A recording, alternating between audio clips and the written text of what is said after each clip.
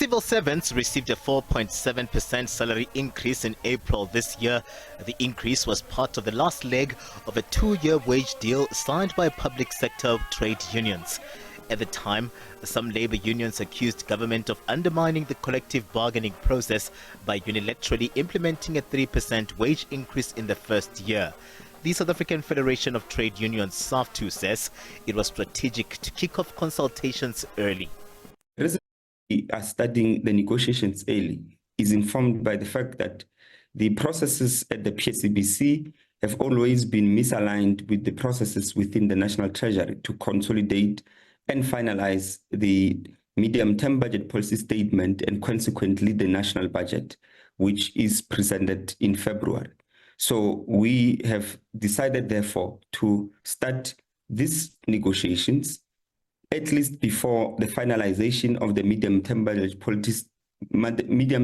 policy statement of 2024, so that by the time either at the end of October or beginning of November, when the minister does bring the midterm budget, we have already factored in our own demands in that particular budget.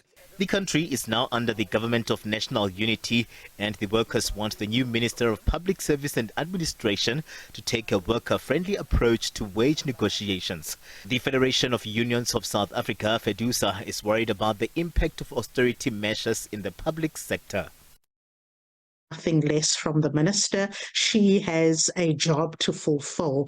And in this instance, we are referring, in essence, there are two ministers. I was referring to the Minister of Labour now, but we also have the Minister of Public Service and Admin, where the ultimate jurisdiction is. And even though there are engagements and collaborations, ultimately with the Minister of Finance as well, we expect them to continue in the same vein to uphold the process of good faith negotiations and bargaining. The Congress of South African Trade Unions, COSATU, says the workers want an inflation-linked wage increase and will embark on a study of the country's economic outlook ahead of their first meeting with the new minister at the Bargaining Council. The process includes where the employer would on its own go and look at the economic outlook, and similarly on our side we do a study and research in terms of the economic outlook, and we're able to present from the employer and ourselves and agree that what we are seeing is the same. Then we place our demands. The employer will then place a response in terms of an offer on the table, and then that process is going to be rigorous. The unions have launched a united front, guided by a signed protocol agreement on their approach to the new round of talks. The Public Servants Association believes the unions will be able to stay the course, united in their approach to the employer. The cost of living has increased. Fuel prices, although it's coming down, on average it has escalated.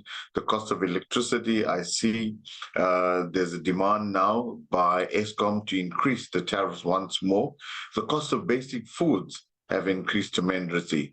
So one would look at the real wage increase as opposed to a cost of living inflation rate linked wage increase. The public sector unions will be meeting later on this month to agree on their way forward following the consultation process with their members.